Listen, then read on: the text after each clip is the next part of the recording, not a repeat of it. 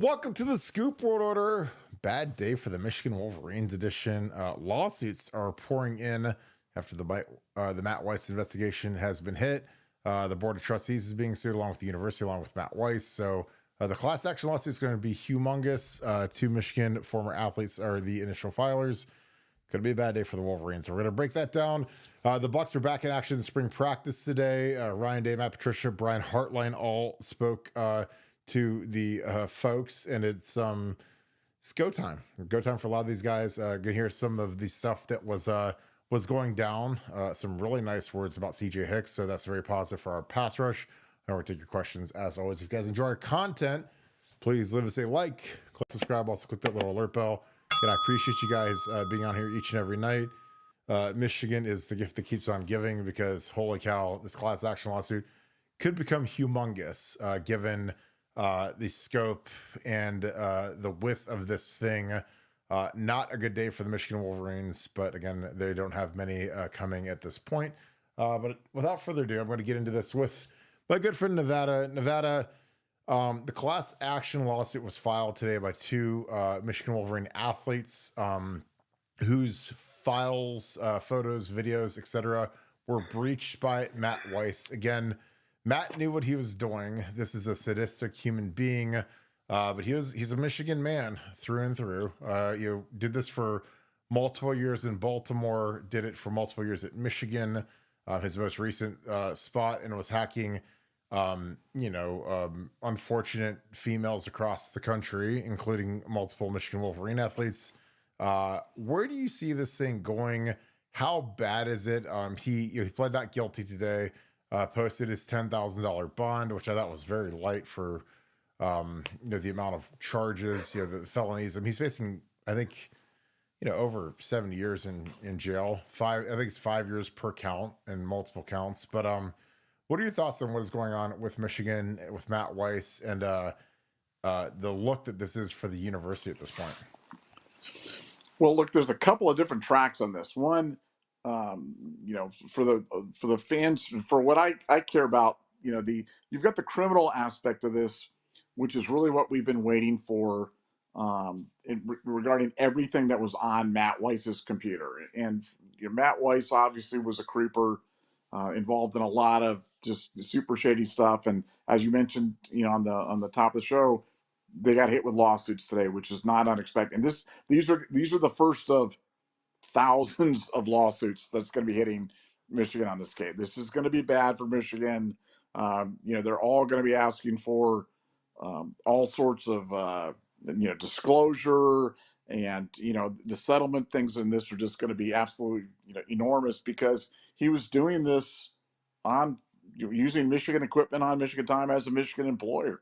So they're liable by extension. They're always going to go after the deep pockets, and it's just a horrible story. It was I had linked articles to this. We talked about it a little at first, then all at once, and I saw articles from the New York Times, AP, ABC, CBS, NBC, Sports Illustrated, Yahoo, ESPN. I mean, everybody's picking up on this aspect of it, and for a lot of people out there in the general public, this is the first time they're hearing about this. This is like news to them, because obviously the people in the Ohio State beat know about this, because we've talked about this since when this was happening. We were breaking the story, but the rest of the world is just now cluing into that, and that's where it gets really bad for Michigan from a public relations standpoint. Now, from a practical matter, this, now that they filed the charges against Weiss, this now opens up everything for the NCAA's had to stand down on the Big Ten. NCAA college had to stand down while the criminal, the federal indictment was kind of being handed down for Weiss. Now that that's handed down, now it's game on regarding the NCAA in this. So this just opens up that chapter of a potential notice of infractions for Michigan on this, regarding everything that was on Matt Weiss's computer. So, as bad as this is for Michigan, as bad as this is for Matt Weiss, is bad. Can you imagine? I've said just this to you pre-show, but can you imagine? Matt Weiss is married with 3 kids. Can you imagine going home and trying to explain this to the wife? It's like, honey, how was your day? Well, it was fine. Decent day, and Like, had a good practice, and honey, what'd you do all day? It's the off season. There's Exactly. 3,000. I hacked 3,000 separate profiles because, like, I told you in pre-show, I was like, if you offered me $5 million and said, Kirk, figure out how to hack one of these accounts or some cloud server, like, I wouldn't even know where to start. Because again, like most of the time, like when there's some sort of a security breach, like your account gets locked, you get an email, you get a text message, hey, is this you? Whatever. But I mean, you got to really know what you're doing to do this stuff. This isn't just hey, let's log in. And if you log into something from a different device, like if I said, hey, Nevada, log on to my my American Express or my bank account, and you logged on from your phone, I would get a text message immediately saying, hey, is this you? Do you recognize this device? Hey, two-step authentication, like whatever.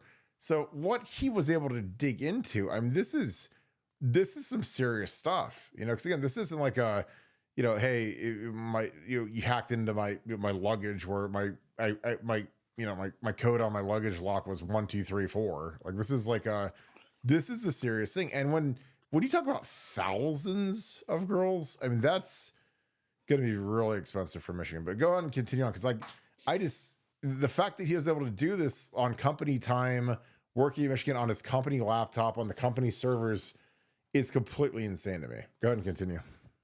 Yeah, but now though it now's when it gets really good though, because now the NCAA is going to dig into this, and we've talked about how you had Cheeseburger Gate, on which they got Michigan relatively got smacked for what some people would consider minor violations.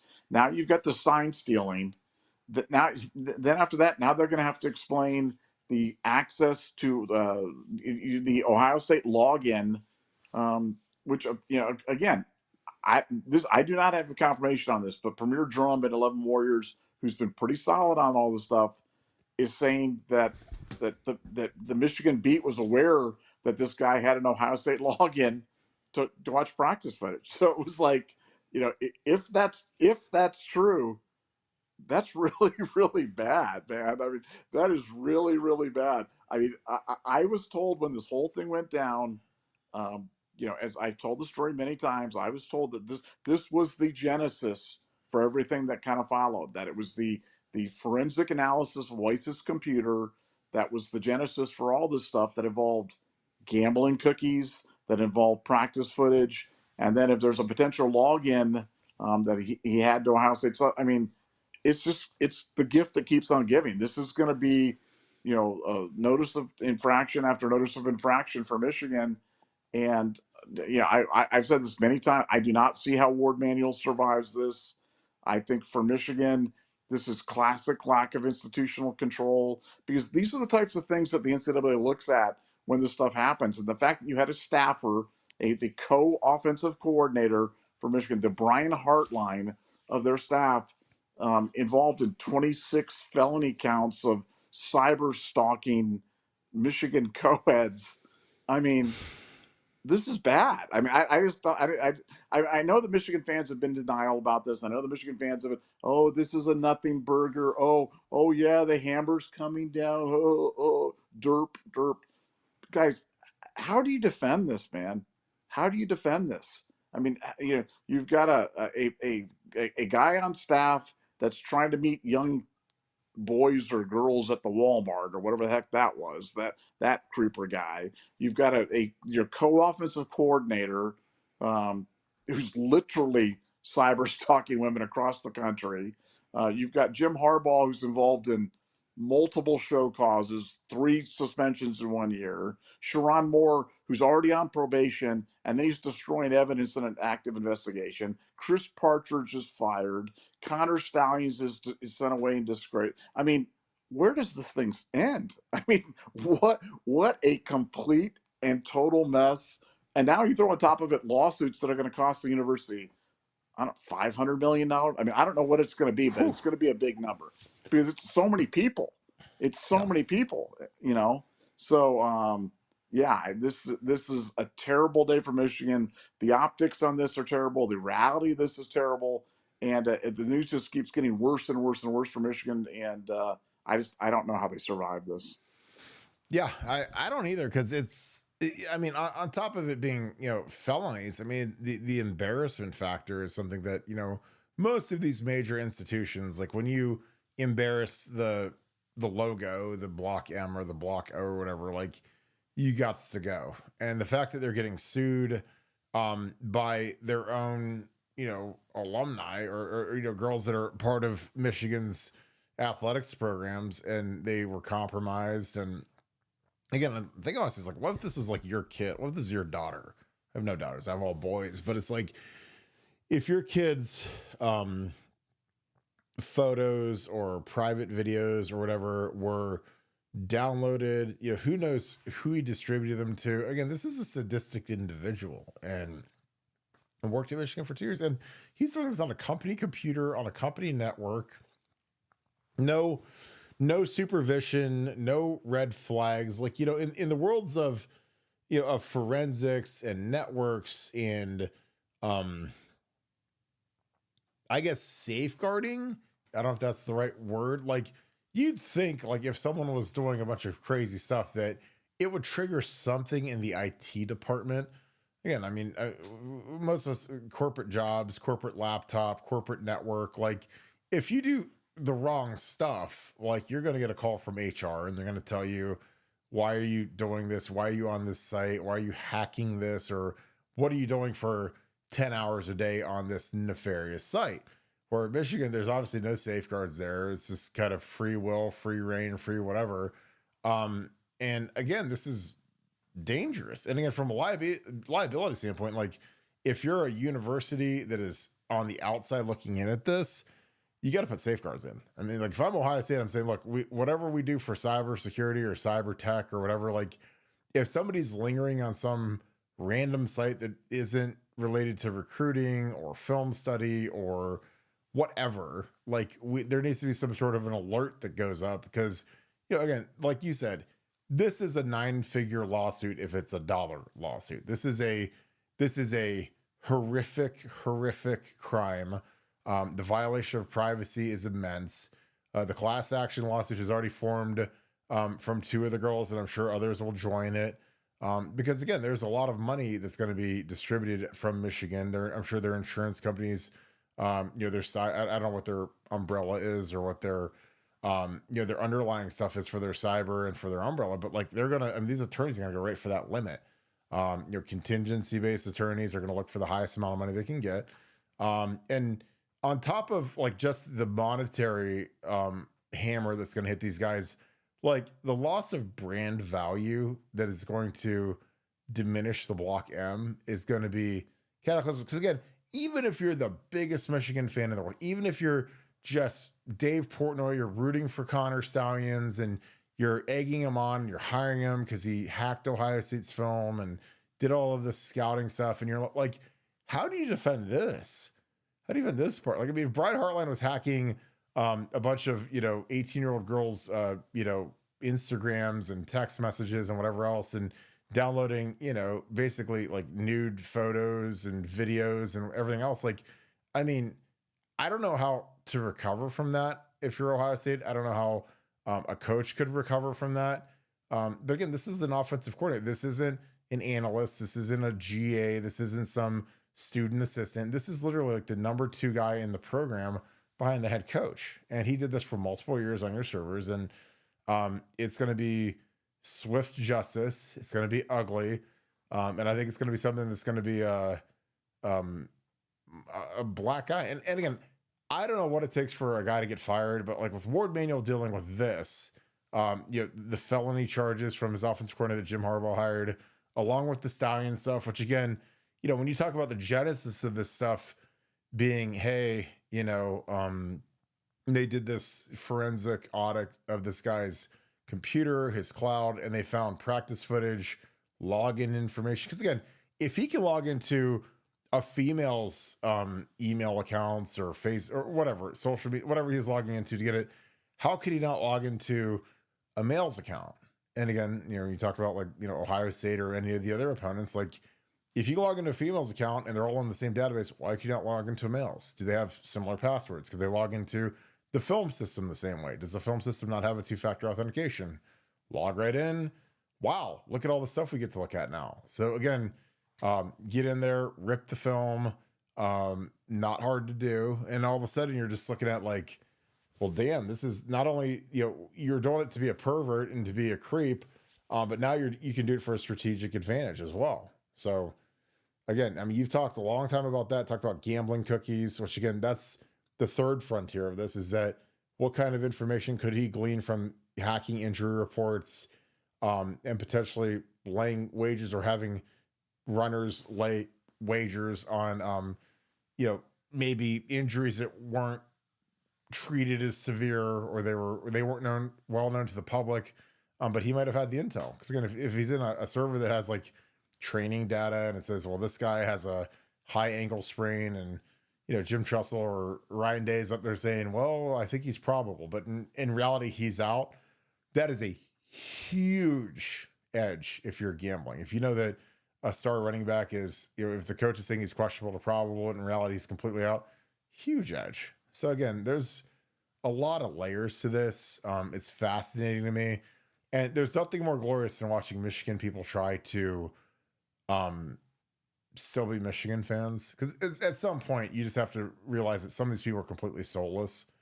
Because like if this was Ohio State and our offensive coordinator was downloading nude videos and nude photos of co-eds, thousands of them during his workday, and then distributing them and doing everything else he did with them, like I don't think I'd be dying to wear the Blocko everywhere I went. I don't think I'd be dying to support Ohio State.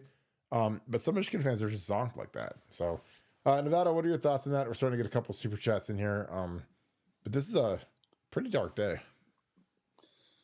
Well, I mean, yeah, I mean, to your point, because I was thinking the exact same thing. I always try to look at it and say, how would Ohio State fans react to this? And try to be fair about it, because we've had our share of scandal, nothing like this, but we've had scandals and we've had things, and we've had the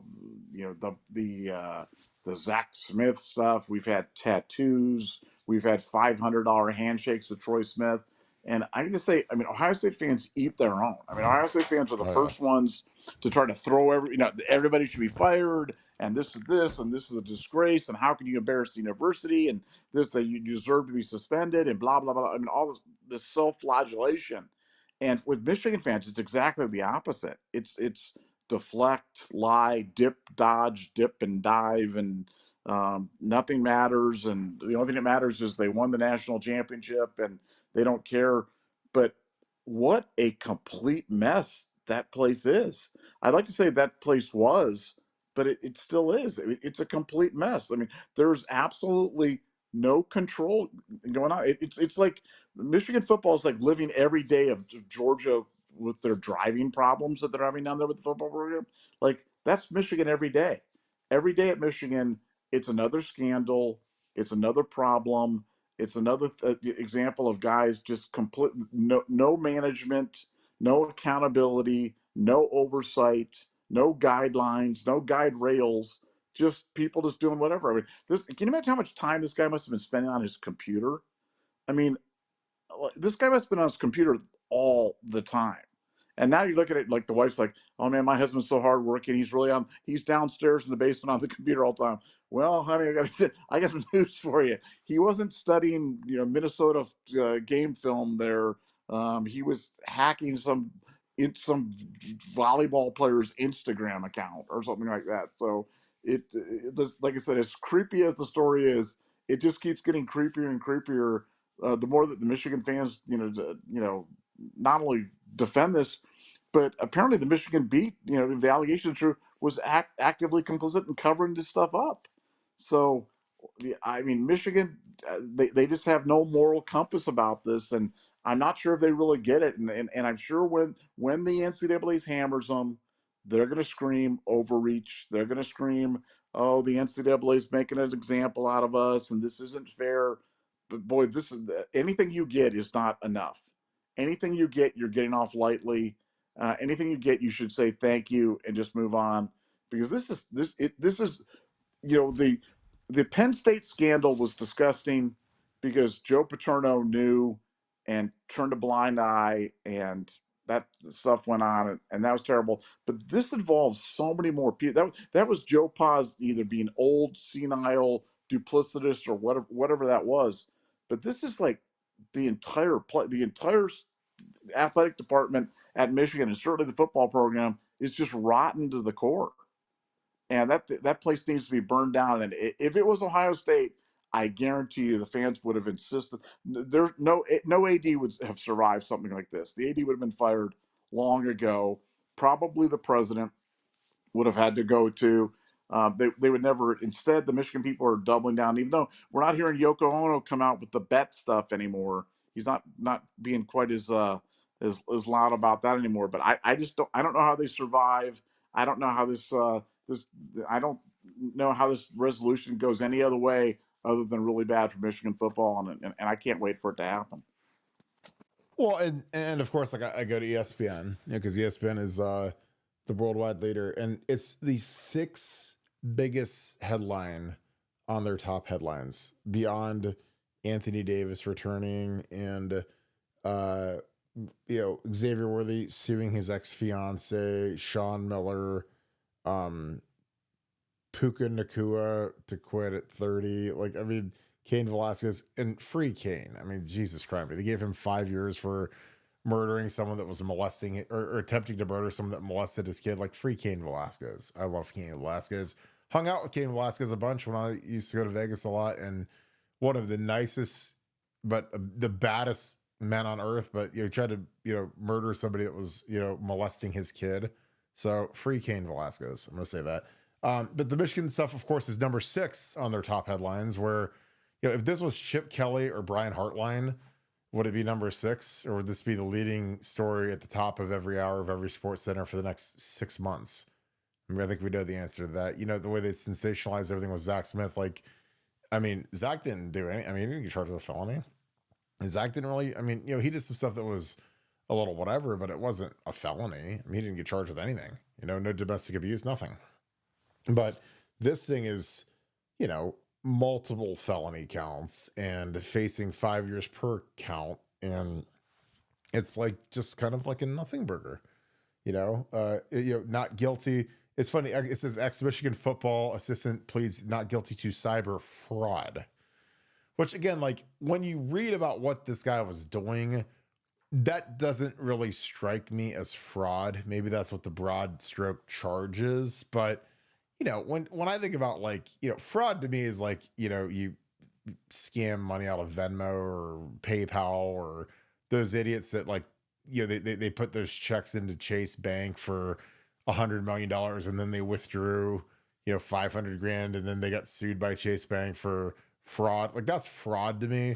Like, what this guy did, where he's analyzing these databases of girls' photos and hacking into their phones, their iClouds, whatever he's getting to get to these images, like that is way above fraud. That is, it's like a different level to me. I think that's kind of a vanilla term, but yeah, I think that this is as horrific of a thing as a coach has done. And I think that we're going to treat it as such. Others might not, but we're going to, just because I think that, when you're dealing with something that's this scandalous and this sensational, and again, like I always say, imagine it's your kid, your daughter, your son, whatever, and then times it by thousands. And what kind of impact does that have when this guy has access to? And again, who knows who he distributed stuff to, sent stuff to. Again, this is a dark, deep hole to get into, but this is as serious can get. And the black eye for Michigan football is crazy, and that's part of the thing that we're disturbed about. Nevada, any other thoughts? So we can get into some super chats. No, I just I think it's going to be really, really interesting as this case continues to build steam, as as the notice of allegation kind of proceeds on this sign stealing thing, and that gets more and more bandwidth with the national media, with people kind of hitting the national psyche, the national awareness.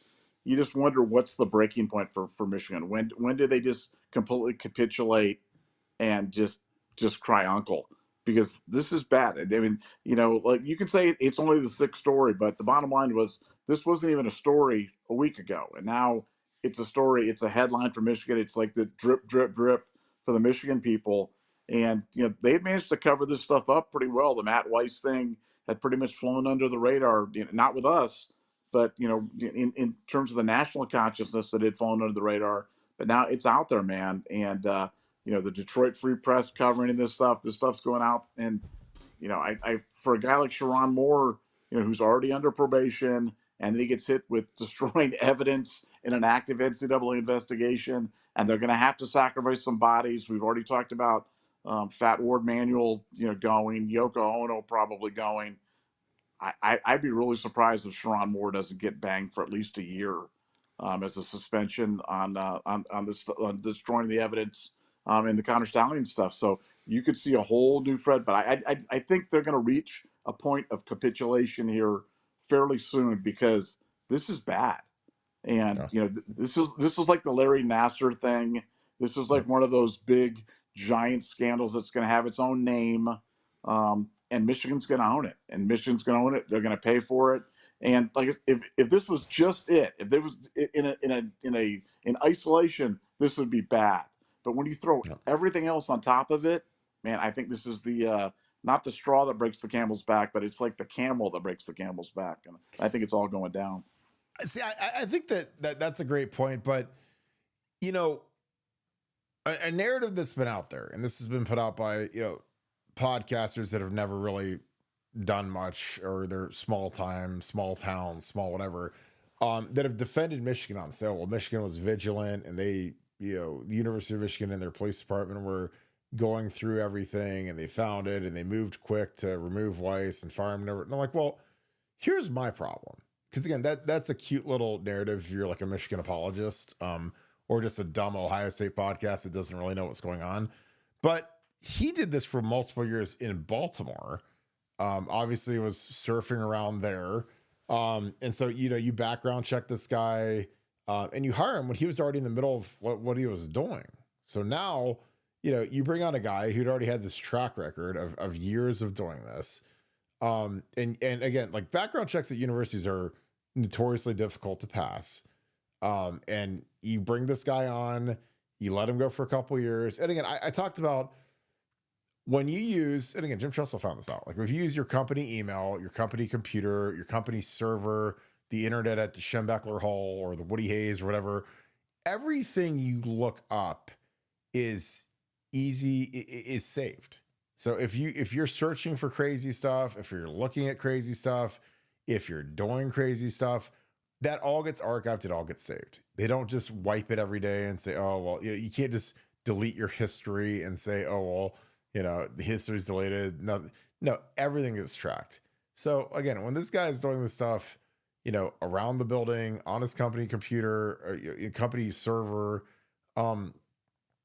like, where were the safeguards? Where were the red flags? Where were the, hey, why is he looking at this during company time? Because again, there's acceptable, like, when you're at Ohio State and you're an assistant football coach, like, there's acceptable stuff to do. Like, if you're getting on Twitter, Facebook, Instagram, and you're texting recruits, calling recruits, like, looking at research on recruits, like, very acceptable.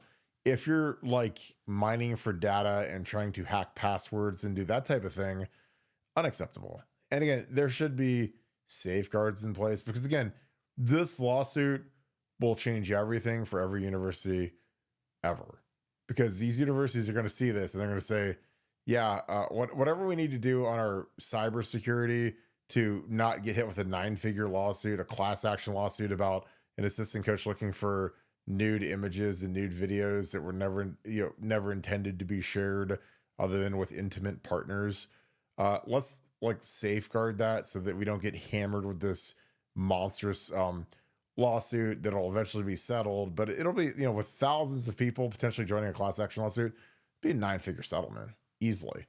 And every university in the world is going to change what they do and how they measure this stuff. And yeah, I mean, like I said, this is going to be it's going to be very interesting to watch. And it's amazing that Michigan hasn't moved on every member of the athletic department that was a part of this when this was going on. Because again, you might act fast, but you hired this guy. You allowed this guy to be hired. He passed your background tests. He's in the building for 2 years, and he's doing this nefarious stuff. And eventually, it's like, guys, like, what were we doing? You know, who's on first? Like, who's paying attention to what? Because this is really bad. Nevada. Before we get into some super chats, because they're starting to stack a little bit.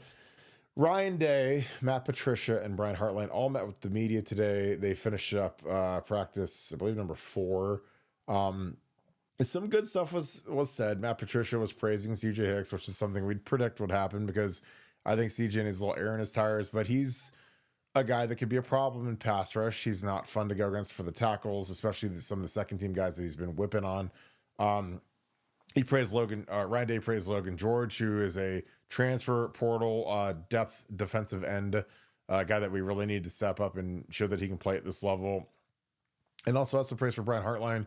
You know, Brian's running the show now on offense, and it's something that's a little bit different. But again, there's been some growth. What were some of the gleanings you got from what you heard about practice today and some of the things that were said in the press conference? Well, we had a nugget up today from the helping technician, great insider at Ohio, on BuckeyeScoop.com. And he was talking about, Austin Sireweld, about, how, obviously he was one of the 3-iron Buckeyes. The 3-iron Buckeyes, this year were, Austin, J.J. Smith, and Sonny Styles, which is pretty crazy that J.J. Smith, I believe, was the first freshman ever to be an Iron Buckeye, and then he does it again the sophomore year, which is really just a tribute to how hard of work it is, but how Austin's really taken a leadership role in the offensive line and helping technicians, especially attuned to the offensive line, all to say. And he really likes the offensive line a lot. He thinks the depth on the line is crazy. We've got a lot of dudes.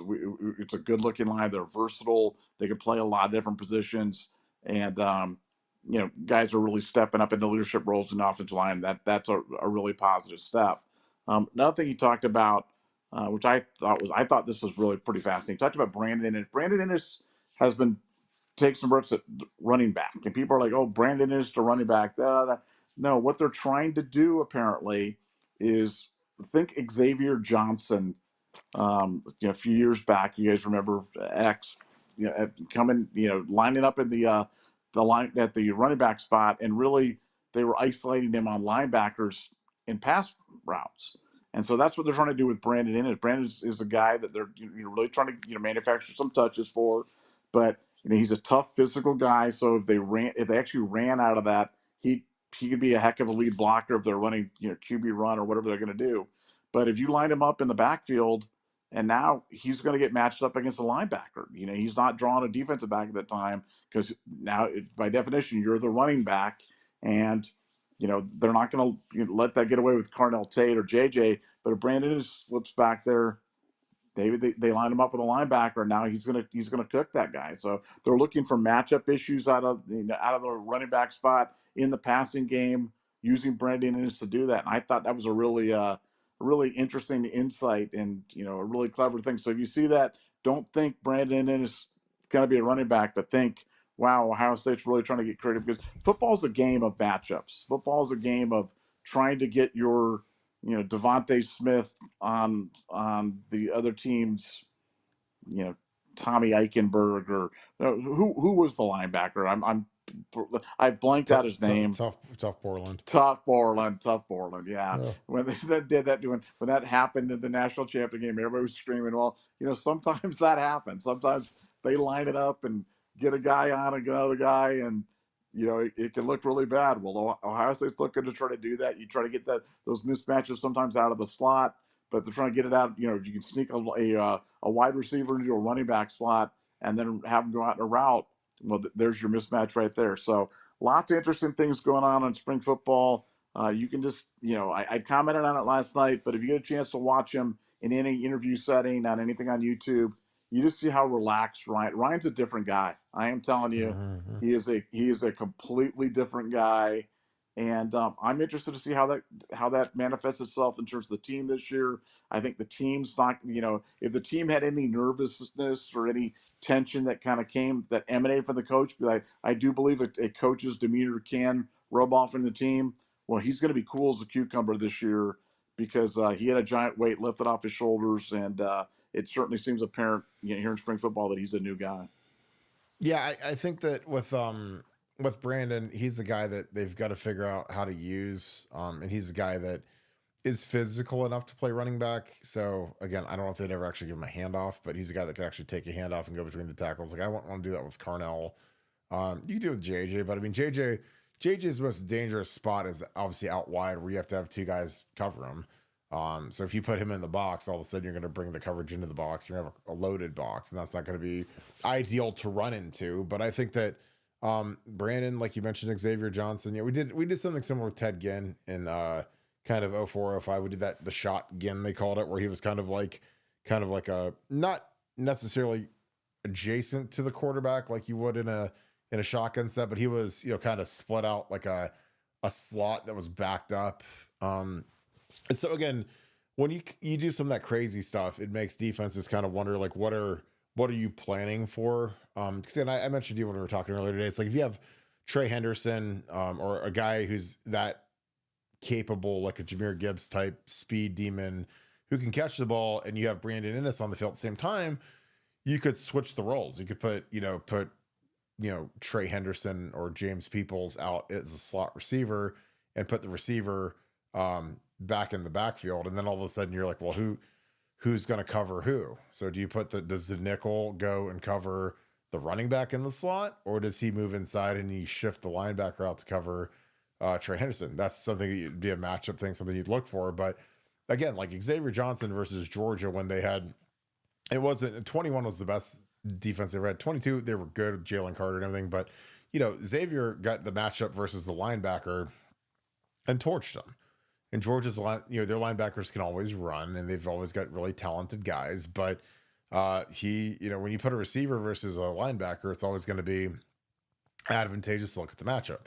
And Xavier won, threw it to him, scored a touchdown in one of the biggest games that we've played in the last 5-6 years. So I like it. I think that if you put Inniss back in the backfield and hand him the ball a time or two, I think it makes him respect the running game a little bit. Because the thing that you could do when you do that is then also you can get Mylan Graham in the game as a slot or as a Z and move some guys around. Like, again, you could put JJ in the slot because JJ in the playoffs, they put him in the slot a little bit. Because, again, all of a sudden you got to change your coverages. Because if you're going to double team a guy and he's out all the way wide, like an X wide receiver, that's much easier to do than if you put him in the slot. Because if you put him in the slot, you're going to figure, okay, well, do we bring the number one corner with JJ or the number two and double the safety? How do we handle him? And then on the outside, you're looking at, you got Carnell and Brandon Inniss or Mylan Graham or whoever. So it's something that's going to be interesting to see how Ryan Day moves these guys around. Because you've got guys that require a ton of attention, like JJ, like Carnell. As we get Max Clare going, he's the guy that's going to need some attention on the interior. So who can eat? Brandon Inniss at running back. If you got to go worry about JJ and Carnell are probably the two best receivers in the entire country, and then you have to worry about Max Clare in the middle. Like, you put Inniss in the backfield, I just think that he could be he could have the fifth best cover guy on the field against him, and it could be curtains for that guy. All right, we got some super chats. Let's dig into these. As always, we appreciate you guys being a part of the show. Gabe Gaines, thank you for the 5. Appreciate you, my friend. So will Weiss be facing jail time? It's pretty good stuff looking at those girls' emails. Facing, I can't remember off the top of my head how many total counts it was. It was in the mid to high teens, but each count carried 5 years in prison. So this is not some walk in the park. This isn't jaywalking. This isn't a speeding ticket. This is something really serious. Nevada, your thoughts? Again, Gabe Gaines, he says, so will Weiss be facing jail time? He's facing, I don't know if it's 90 years or 70 years. I can't remember off the top of my head. I'll look right now and add them up. But what are your thoughts on that, Nevada? So 24 counts of unauthorized access, and I think each count carries a 5-year sentence. So obviously, maybe some of them are less, because for some reason I thought I remembered reading like 90 years if he's guilty on all counts. So. But again, I'm not sure if some are less severe, but there's 24 total counts of unauthorized access to computers and aggravated identity theft.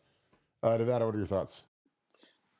Yeah, it seems like, you're talking about, a guy that's probably going to get 15, 20 years or something like that.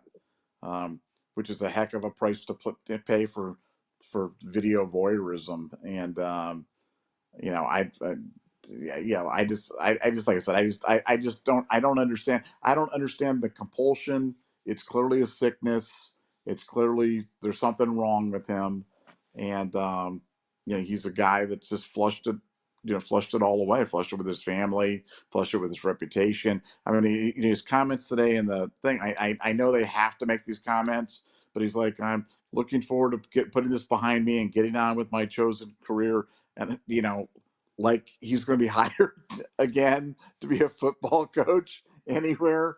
Like, Matt, if you're listening to the show, Matt, let me tell you right now, you're not going to be hired. So I think you've got a future in like the food service industry, or something else, like a custodial services, something like that. But the dream of being a football coach for you, Matt, being around young people, nah, it ain't happening anymore. So let's move on to the next chapter of your life. Yeah. Okay. So to get this straight, it says that Weiss is facing 5 years in prison and a $250,000 fine on each of 14 separate charges, and an additional 2 years of imprisonment on 10 additional charges. So 24 charges, 14 of them. And again, I don't know the delineation between the two, but 14 of them are a $250,000 fine with 5 years. And then there's 10 more that are 2 years of imprisonment for the 10 additional charges. So again, that's a lot of time. That's, you know, obviously that's 70 plus you know, 2 times the additional 10. That's 90 years in jail. You know, if he's found guilty of everything. Now again, obviously innocent until proven guilty. He's going to go through court. But these you know, allegations are pretty.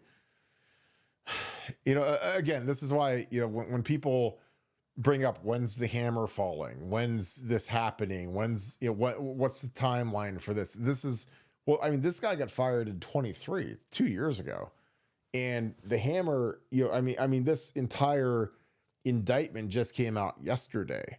So, you know, again, like when people have a case like this, they take their time, they build just like an insurmountable amount of evidence and ammunition to go against this guy. Cause you know, this is, you're dealing with the FBI, you're dealing with Michigan police, you're dealing with a lot of people that want to have the maximum amount of ammunition before this thing gets dropped. And it got dropped yesterday in 2-year investigation. Again, he got fired in 23, you know, so 2 years ago. And again, there's a crowd out there that's like, well, obviously he's going to skate on it because nothing has happened and it's been a year, it's been 18 months or whatever.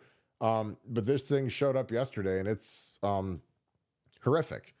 So again, when there's an investigation like this and you have a chance to pin somebody like this guy, there's a lot of work put into this. I can't imagine the amount of money that went into this, trying to do forensic audits of his computers, servers. What did he get into? What they found. This costs millions of dollars to do this investigation. So for people to think that this guy's just going to skip out on something that was this thorough, I don't know, you know. So and I'm not trying to be a judge, but it's like these investigators spent a lot of time to compile all of this. And again, these are serious charges. Jeff Rittenhouse, thank you for the 5. If he had a legit log on to the site holding the records he hacked, his access may not have raised red flags. Expect hosting site to also get sued. Yes, they did. They did get sued as well. That is interesting. Like if somehow he has some sort of like administrative access where he could surf around inside of the portal for the athletes and, you know, because again, like when you run something and you're the admin, then you have access that obviously nobody else has. And, you know, you can maybe go into the records or whatever. But again, it's not appropriate. Obviously not an excuse. It's something that's still horrific. But yeah, it'll be interesting to see how all of this came to be. Because I don't think he's some sort of super sleuth, but he was a sick human being. But it'll be interesting to see how this all comes out. Nevada, Jeff Rittenhouse, again, thanks for the 5. He says, if he had a legit log on to the site holding the records he hacked, his access may not have raised a red flag. Expect the hosting site to also get sued. They did. What are your thoughts, Nevada? Yeah, for sure. But what you have to remember, and I know you remember this, but just for clarification, he wasn't getting the nude photos from American Trainer Service, or ATS, or whatever that was, standing for, the Key for Information Services. He was starting, that was just a place where he got the information. And then from then he was somehow hacking their uh, personal emails or Instagrams, or whatever they were doing. Which, again, I have no idea. I mean, I have trouble logging onto the Buckeye Scoop Gmail account. It takes me like an hour to do that, and you've got to be by your phone and pushing 9 buttons, and we're shouting, "What's the password?" So I have no idea how this guy did that, but that's where that came from. And I wouldn't expect, you know even if he had access to that, I don't know how he got it to the other stuff. So that's crazy. Yeah, I agree. Spartan 1491, thank you for the 10. Why does anyone ever mention the Dr. Anderson cover up? The guy was the OG of Michigan abuse and Bo knew. Tens, if not hundreds, of football players were abused by that guy. I don't know. I've never heard of that. I mean, I'm sure that there was salacious stuff that happened, and we had stuff that happened at Ohio State that wasn't great. So I don't know. I think it was probably before the time of investigative media. There might not have been, the smoke trail of a cloud server and all the stuff that you can kind of audit and go through like you can today with a lot of the stuff where these forensic accountants are incredible what they can find. So that might have been it. But again, Michigan, their history is as terrible as any program in the country at this point. You look at between the Fab Five, between the Harbaugh stuff, Connor Stallions, Matt Weiss. I mean, it's the hockey team just stacking up. Like, again, that's why I'm surprised that, and now the board of trustees or the board of regents, they're getting sued as well. So at some point, like, you'd have to think some of these guys would say enough is enough. Nevada, your thoughts again, and I don't know if you know anything on this because I do not. Spartan 1491, thank you for the 10. He says, why does anyone ever mention the Dr. Anderson cover up? That guy was the OG of Michigan abuse, and Bo knew. Tens, if not hundreds, of football players were abused by that guy. What are your thoughts? Yeah, I just don't have any details on that. So I don't doubt it happened. Like you said, look, Ohio State had one of those. Michigan State had the Larry Nassar thing. That was $500 million settlement. So, I mean, that's bad that went on back in the 70s with Michigan. But, I mean, all the other ones that you mentioned, all have happened. All have happened recently, and all happened under Ward Manuel's watch. So how can this guy be allowed to continue when you've got your head basketball coach assaulting other coaches, punching players, the Michigan hockey head coach falsifying medical records, Jim Harbaugh picking up 3 suspensions in 1 year, a 5-year show cause. Your current head coach is under a show cause, and now he's getting or under the NCAA probation. Now he's getting another show cause. I mean, I just I don't understand how anybody who's a Michigan fan doesn't just kind of wake up and go, well, this is not normal. This is not the way. That's not the way that it's supposed to be. I mean, we freak out at Ohio State if our head coach should have known something about the wide receiver coach, even though he was never charged or never did, that's we suspend your Hall of Fame head coach and ultimately end up losing him over something like that. With Michigan, man, they're just, let's give him a raise. Let's give Strawn Moore $12 million to be the head coach, and this guy's going to get a show. He's probably going to get a year suspension from the NCAA, and so that he'll be the second consecutive head coach from Michigan suspended. So it's just another day in the office for Michigan football. Yeah, it's insanity. Mike Greene, thanks for the 5. Hope you're doing great, brother. Appreciate you being on here every night. The Team North weirdos try to move that creepy situation away from the football program. Of course, it's okay as long as they win. Yeah, I mean, but they didn't win much last year. They beat us, but other than that, they didn't really beat too many people. But yeah, they love to deflect, and that is kind of one of their signature things, with the fact that they never seem to take responsibility when things are really bad. And honestly, like, the way that the national media covers them, it's almost like they're non-existent. It's like they're like Oregon football or something. Like, Oregon football was the bee's knees, #1 team in the country. they get annihilated by Ohio State in the Rose Bowl. And it's like, you haven't heard a word about Oregon football since. And again, I lived like when we lost games and humiliation, like it's the leading story for months and months and months that we were going to come back. But it's funny how some of these people skate on stuff. Mike Greene, again, thanks for the 5.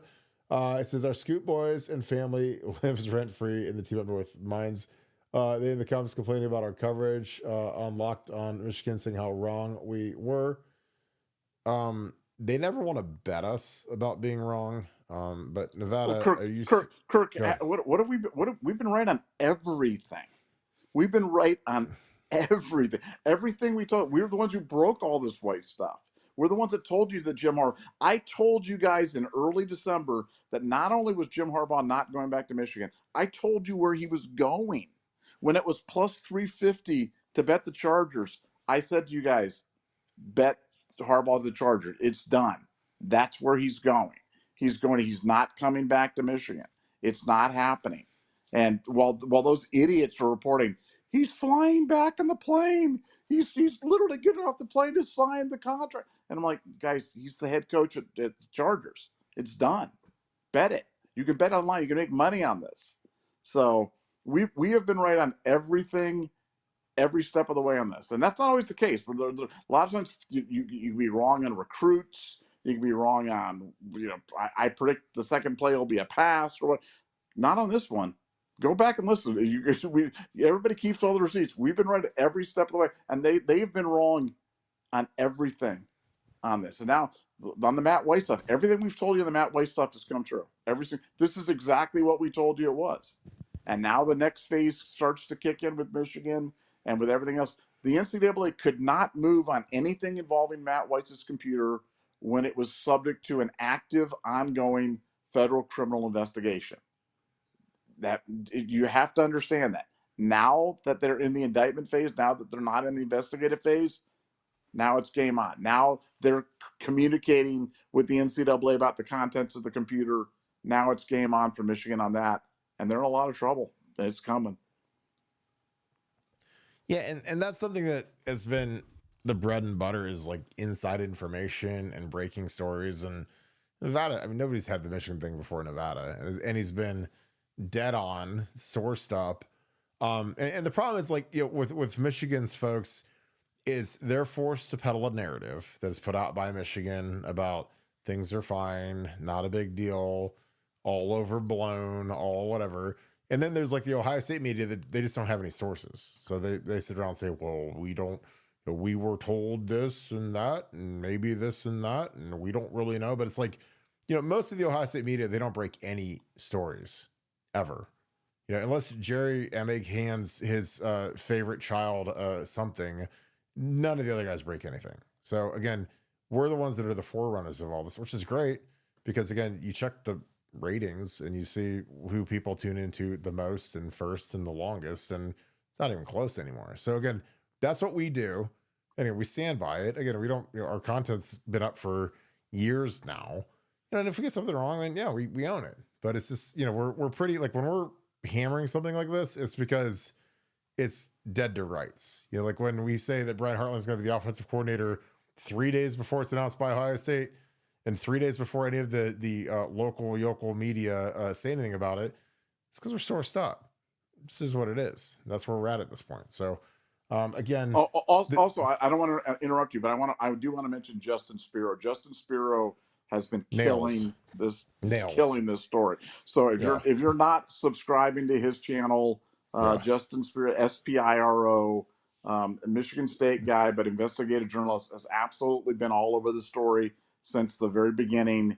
And he's literally the guy who broke Connor Stalions being on sidelines at the Michigan State game in disguise. So that's the quality of what you're talking about. And remember, when that story came out, we picked on it pretty quick because we knew Justin, we knew how legit he was. Michigan guys denied it. They go, "Oh, that's not Stalions. It doesn't even look like him. It doesn't even look like him. That's not him. How do you grow a beard?" And blah, blah, blah, blah, blah. But that's another guy. If you like this Michigan story, follow Justin Spiro because, man, he is sourced up and he's got this thing on lockdown for sure. That was like, I mean, you want to talk about like the best of times, the worst of times. Like when people are saying, "Oh, it doesn't even look like him. It doesn't even look like Connor Stallions." I'm like, dude, he's wearing sunglasses at a night game with shoes that don't match the rest of the staff. You know, in general. Now, again, at Ohio State now they're a little looser with the dress code, but in general, most teams, you know, they wear the same brand of the shoes and they all look the same color. And you know, like if there's some coach that wants to wear Jordans or something, he might get away with that. But in general, like, you know, like when I coached, everybody wore the same shoes. We all got the same Nike Pegasus shoes and we all wore them and they were team issued. And, you know, that was kind of the thing. Might be a little bit more individualism, but from like a guy who's like an unpaid internish type guy, like he was trying to be, he's probably going to be wearing the team issue gear. But yeah, Spiro is nails. All right, Mike, here we go. This is great. I love this. Thanks for the deuce. He says, ESPN ran nonstop on Tattoo Gate, morning, noon, and night. I lived it. I mean, I was in the building. I would go over to the training table at the Fawcett Center, and Joe Shad would be with ESPN, and they'd have the big news van, hanging up, and it just was just like, it was such a joke, you know. And then the day Trust got fired, like all the moron media, they were hanging outside the parking lot, and Terrell pulled up in his piece of trash, like 300Z. There was a lemon that broke down. Like people were like, "Oh, he's driving a 300Z." I was like, "Well, yeah," and it broke down. He bought a used car that broke because it was like, I don't know, but it was topical because again, when Ohio State does something wrong, like the Zach Smith stuff where he didn't get charged with a single felony, it was round the clock coverage, people outside the Woody Hayes staking stuff out. You know, Urban Meyer getting sequestered in the Fawcett Center, getting grilled by Abigail Wexner and Michael Drake and all the other, you know, morons. And, you know, it just was a totally different ballgame. Abigail Wexner. Abigail, Like, you might suggest talking to your husband about any weird stuff. Oh my God. I was like, you're talking about throwing boulders in the glass house. Like, Jesus. Just a thought. You know, I was like, they're going to run Urban Meyer off. And I'm like, what you guys have been doing is like, pay your tab too. So, I mean, you know, we got some bills that are due when it comes to development. I'm sure Ohio State would love to get with you on that. All right, Nevada, good show. A lot of great super chats. Any final thoughts? No, just hey, look, the Michigan stuff. It's literally the top of the first inning in this. I mean, this isn't even like it's not even the end of the beginning. It's the beginning of the beginning. So it's while it seems like it's been going on, it's just starting to get warmed up. And I do like the fact that the national media is finally starting to file the story. Maybe it's not to the same intensity as Ohio State, but hey, I like it just being out there. And I get calls. I'm getting texts all day from people going, "Wow, I had no idea this was going on." I'm like, guys, this has been going on for almost 2 years. We've been well aware of all these details, but yeah, now people are starting to clue in. But you guys know it. It's here. Scoop at it first, and we'll talk to you guys tomorrow night. Yeah, it's what a time to be a part of the Scoop. All right, let's wrap this thing up again. I appreciate you guys being a huge part of the show. If you guys enjoy our content, please leave us a like, click subscribe, also click that little alert bell. Again, I appreciate you guys so much for all that you guys do. As we keep growing this channel and growing this content, again, we are killing it right now. I'm thankful for you guys. You guys want to help us out in a huge way. Please subscribe to our show on Apple Podcasts. Again, that is something we've been trying to grow in a big way, and it's something that we need to grow. So get on Apple Podcasts, type in Buckeye Scoop, click subscribe. It's an easy way to help us. Do it also on Spotify and YouTube. And also our Twitter stream is growing, or start growing Facebook as well. But we appreciate you guys. So I hope you guys had a great time. Shout out where you guys are watching from. Shout out who you guys are watching with. Put that in the YouTube comments. We're trying to grow those as well. And it's an easy way for you guys to help us out. So with that being said, thank you so much, Buckeye Nation. Thank you, Scoop family. We'll talk to you guys tomorrow. Hope you guys have a great rest of your night. Go Bucks.